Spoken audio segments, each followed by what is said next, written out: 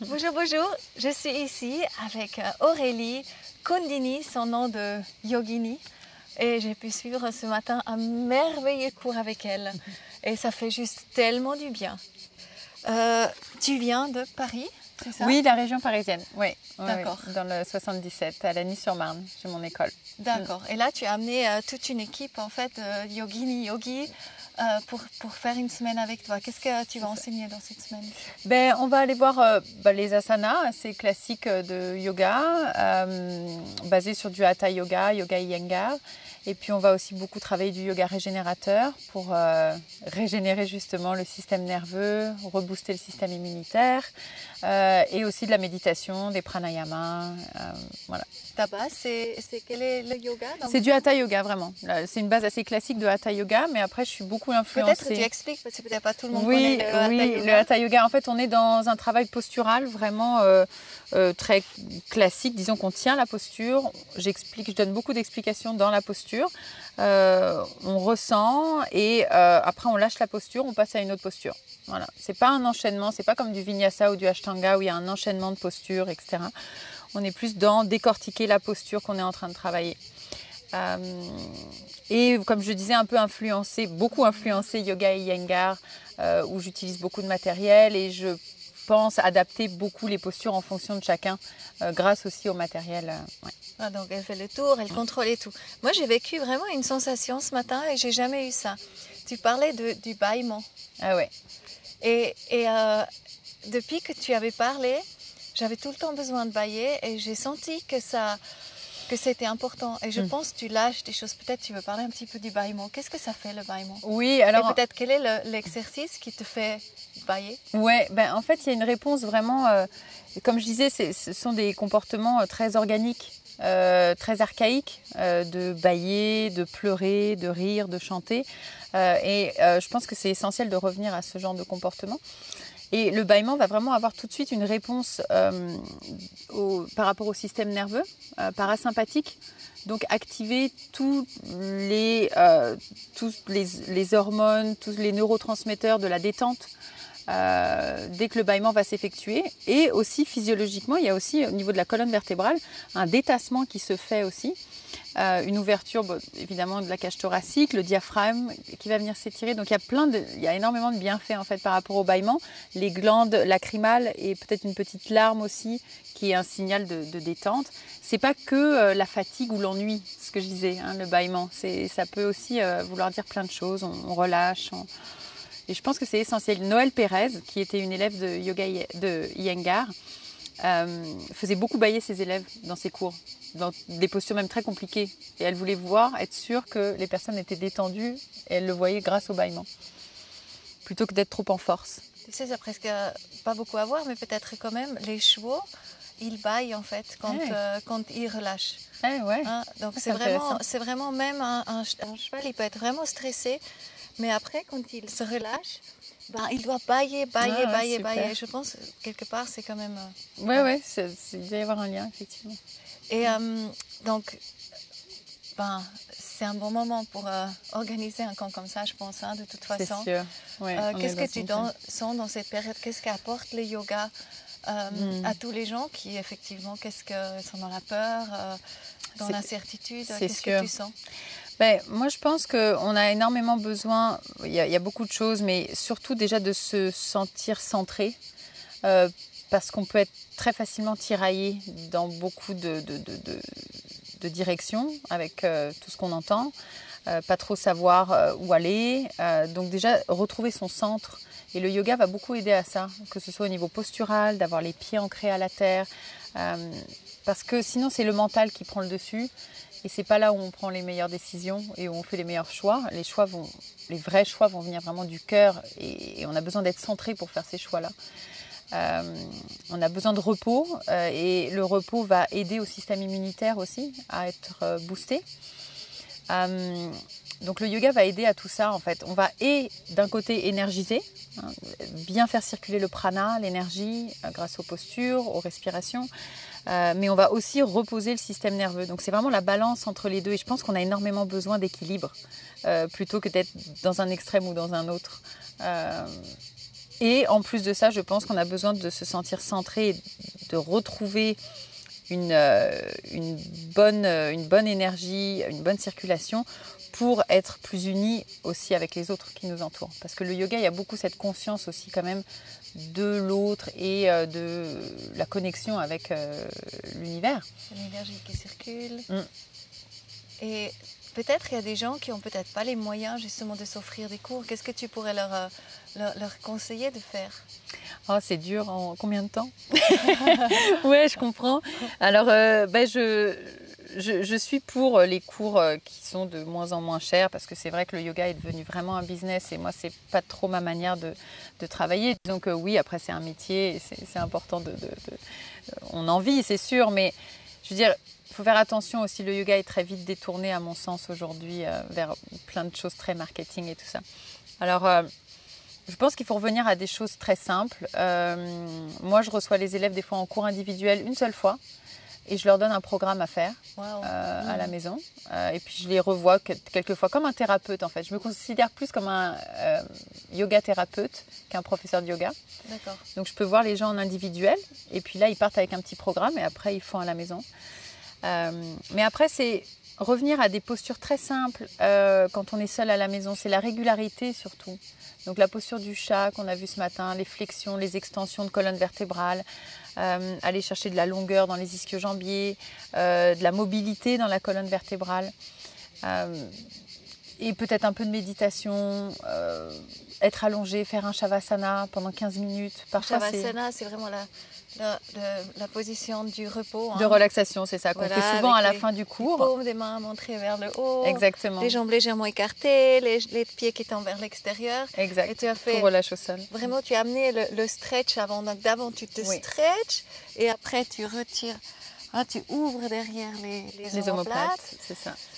Et après, tu te poses, tu rentres le montant et voilà. Ouais, et avoir vraiment cette sensation de gravité, d'aller se relâcher dans la terre. Et parfois, juste ça, le corps et le mental, on a juste besoin parfois de faire 10 minutes de shavasana dans sa journée. Et parfois, c'est tout. Et ça nous régénère et ça suffit parfois. Plutôt que d'imaginer le yoga comme des postures très complexes ou très acrobatiques, en fait. Je pense que physiologiquement, on n'a pas besoin de ça tous les jours. Surtout en ce moment. Je pense qu'on a surtout besoin d'avoir une routine, quelque chose de régulier qui va aider l'immunité et la bonne circulation.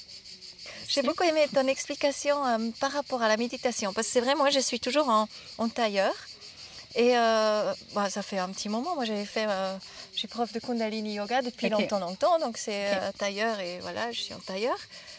Et par contre, tu nous as fait asseoir sur un petit bloc comme ça avec une couverture dessus. Oui. Donc on est vraiment surélevé comme ça.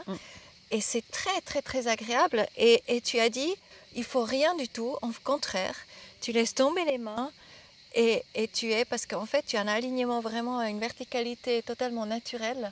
Et j'ai beaucoup aimé, peut-être tu veux juste expliquer ce que tu as dit ce matin. Oui, c'est ça, c'est qu'en fait quand on est assis à même le sol, on a très vite tendance à partir en rétroversion, donc à aller relâcher un peu au niveau du bassin et à du coup avoir un certain tassement. Et du coup on se laisse aller avec la gravité. Alors qu'au contraire, la posture assise et debout, on doit aller chercher l'antigravité et cette élévation vers le ciel. Donc le fait d'être en hauteur, ça permet déjà au bassin d'être un peu plus mobile, plutôt que d'être à même le sol. Et ensuite, c'est retrouver cet axe et cet alignement avec les oreilles, les épaules et les hanches, plutôt que d'être dans des postures ici. Parce que la posture va avoir tout de suite un effet. Un effet, ouais, c'est ça, positif ou non, en fait, sur la méditation après qu'on va faire et sur sa respiration. Dans une posture ici, je ne suis pas certaine que le mental soit très calme ou en tout cas on n'optimise pas sa méditation ou sa respiration. Alors que si on trouve une posture où déjà le corps est aligné, la respiration sera plus fluide et du coup ce sera beaucoup plus facile d'apaiser le mental à ce moment-là.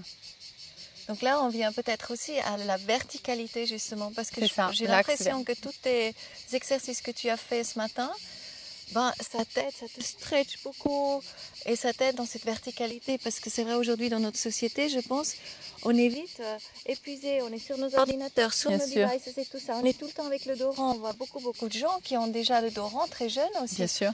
Donc moi, en fait, je suis très consciente de ma position Oui. et en fait, consciemment, je me redresse tout le temps parce Oui. que je sais que je pourrais me laisser tomber. Tu vois, Bien je peux sûr. vraiment. Et peut-être là, tu as aussi quelques mots à dire par rapport à ça. Mais en fait, tout va partir du bassin. Que ce soit dans la posture assise ou debout, si le bassin part en antéversion, il n'y a aucun autre effort à faire. En fait, on n'a pas besoin forcément de tirer les épaules à l'arrière ou de bomber la cage thoracique. C'est juste une question du bassin qui fait qu'après, tout le reste va s'élever. Si on est en rétroversion, les épaules s'écroulent. Si on passe en antéversion et qu'on roule sur les ischions, là, du coup, il y a quelque chose qui s'allonge et qui s'étire et qui s'ouvre en fait. L'abdomen peut se détendre. Et du coup, il y a vraiment cet axe qui apparaît. Et oui, je pense qu'encore une fois, on a besoin de retrouver cet axe vertical pour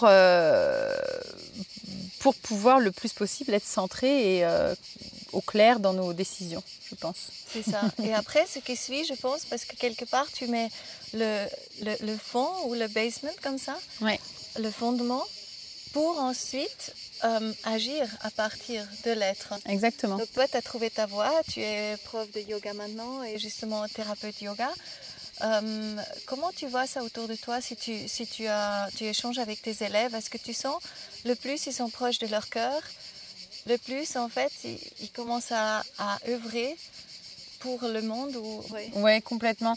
Mais je pense que à partir du moment où on est connecté à son corps physique déjà, où on se reconnecte, s'il y a eu une blessure, une maladie, où on a besoin de se reconnecter au corps. Moi, je pense que tout déjà démarre de là.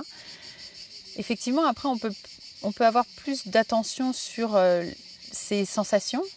Et les sensations vont nous donner après des sentiments, des émotions.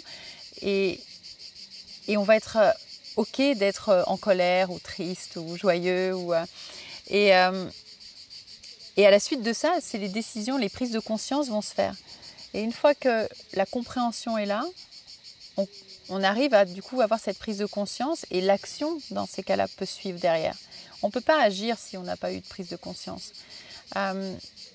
Si on est détaché de soi-même. C'est ça, ouais. Complètement. Donc il y a des postures qui vont nous aider à nous reconnecter à notre cœur.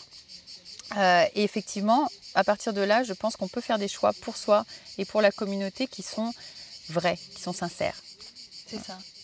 Et quel rôle joue l'invisible? C'est-à-dire? Le subtil. Ah, bah énormément, mais c'est qu'en fait, on est dans une société aussi et dans notre éducation, on n'est pas du tout dans cette énergie-là. Donc, on est dans ce qu'on voit. Hein. Ah oui, complètement, ce qu'on touche. Ouais. Oui, on pense qu'il n'y a que ça qui existe. Donc oui, le yoga, les centres énergétiques, je parlais des chakras ce matin, ça peut paraître complètement trop subtil ou ésotérique pour certains. Mais je pense qu'il faut passer d'abord par des choses comme ça. Pour nous, nous en tant qu'Européens ou Occidentaux, avant d'atteindre le subtil. Le subtil, c'est quelque chose, je pense, qui ne s'explique pas, qui se vit et qui se fait au rythme de chacun aussi. Donc j'en parle dans mes cours, mais ça dépend qui est là. Je m'adapte toujours en fonction des personnes qui sont là. Je laisse les gens aussi vivre leur expérience du subtil.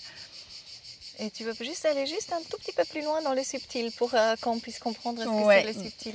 Ben, c'est qu'en fait, pour moi, c'est là où on atteint aussi l'état peut-être de samadhi, qu'on appelle au yoga. C'est la pleine conscience, en fait. C'est que c'est plus vraiment palpable et on sent, je pense, cette unité avec soi et avec les autres. Qu'on est vraiment sur son chemin, qu'on n'est pas tiraillé. Pas dans le jugement, dans la séparation, on est beaucoup plus dans l'unité. Ouais. C'est ça, et puis plus vraiment de tiraillement intérieur. Je veux dire, on n'est pas tiraillé au niveau émotionnel ou dans les choix qu'on fait. On se sent bien dans son corps aussi. Il n'y a plus vraiment de tension. Finalement, il y a un certain terrain, assez neutre, je trouve, qui s'installe, prêt à accueillir aussi. Et là, on peut faire confiance quelque part, tu penses, au subtil. Donc le subtil, oui, il est tout le temps là et bien sûr. Le yoga nous ouvre à ça. Oui, d'accord. Oui, je pense. Ouais. Et les expériences de méditation aussi, beaucoup, ici dans ce lieu aussi. Donc on est toujours à Ollier à terme, justement, Ouais. à Saint-Privat. Mm, mm. Ouais. Ouais, génial. En tout cas, vraiment, j'ai adoré. Eh ben, je te Est-ce remercie. que tu as une vidéo? Est-ce que tu as quelque chose où on peut te... Alors, j'ai mon site internet de l'école qui est Auriya Yoga, A-U-R-I-A, auriyayoga.com. Il y a toutes les informations dessus. Après, c'est vrai que je ne suis pas encore à faire des vidéos et des chaînes YouTube. Je ne suis pas prête encore à ça. Bon, voilà, c'est mais, magnifique. Voilà, donc, vous pouvez avoir toutes les infos. venir l'expérimenter en live. Ouais, et puis avec déjà plaisir. la rencontrer. En tout cas, je suis Super. enchantée. Je te remercie de tout cœur. Merci à toi. Ouais.